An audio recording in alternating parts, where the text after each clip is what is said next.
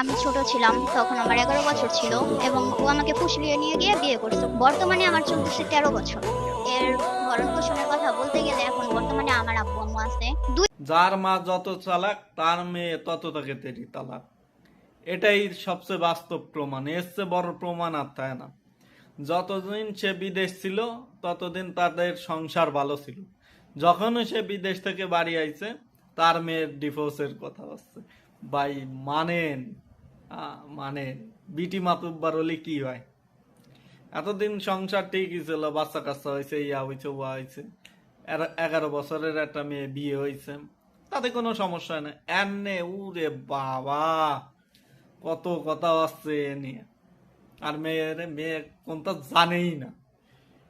আলার বাঞ্চোদ একটা বাচ্চা জন্ম দিয়ে ফেলছে আর নো বলে কোনো কিছু বুঝতেছে না, কিছু হতেছে না শালার।